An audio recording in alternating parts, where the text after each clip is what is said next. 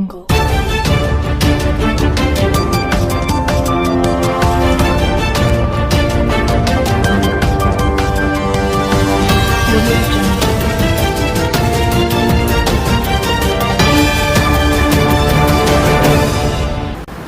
मैं हूं आशुतोष तिवारी और आप देख रहे हैं द एवीपी न्यूज। बस्तर परिवहन संघ को आयरन ओर एवं अन्य आवश्यक वस्तुओं का परिवहन के लिए शर्तों के आधार पर अनुमति दे दी गई है। दरअसल बस्तर कलेक्टर डॉक्टर अयाज तंबोली के आदेशानुसार बस्तर परिवहन संघ को आयरन ओर एवं अन्य आवश्यक वस्तुओं का परिवहन के लिए शर्तों के आधार पर अनुमति दी गई है। शर्तों में उल्लेख है कि एक ट्रक में 2 व्यक्तियों से ज्यादा नहीं होंगे। ट्रक में यात्रियों की सवारी वर्जित रहेगी। ट्रक को नियमित रूप से सैनिटाइज किया जाएगा। ट्रक ड्राइवर एवं कंडक्टर द्वारा नियमित मास्क का उपयोग की जाए और हाथ धुलाई हेतु साबुन एवं पानी की व्यवस्था रखी जाए। जिला प्रशासन द्वारा आदेश के शर्तों का उल्लंघन किए जाने पर विधि के अंतर्गत सख्त कार्रवाई की जाएगी। कोरोना वायरस के संक्रमण से बचाव एवं रोकथाम हेतु पूर्व में जारी आदेश के तहत संपूर्ण जिले में धारा 144 लागू की गई थी, जिसके आधार पर समस्त प्रकार के परिवहन को भी प्रतिबंधित किया गया था और 8 मई को जारी आदेश में जिले के अंतर्गत स्थित समस्त औद्योगिक संस्थान को इस प्रतिबंधित से छूट दिया गया, पर निर्देशों का पालन अनिवार्य रूप से करने कहा गया था।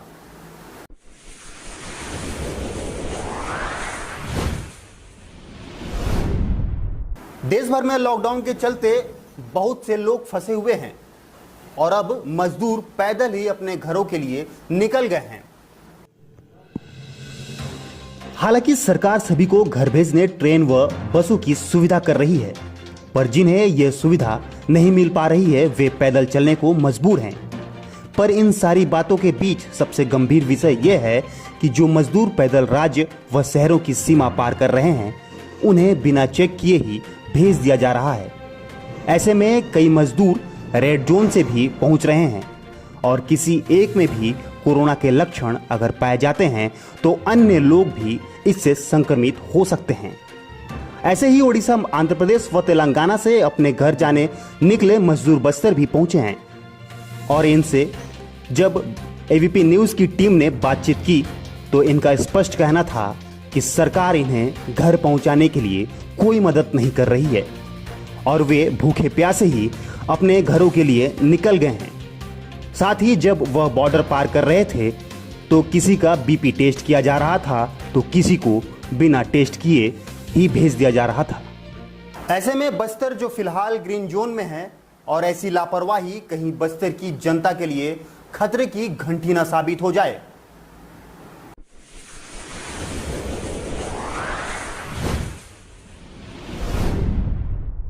किरंदुल नगर के मेन मार्केट में देर रात अफरा तफरी का माहौल मच गया जब मार्केट में अचानक भीषण आग लग गई।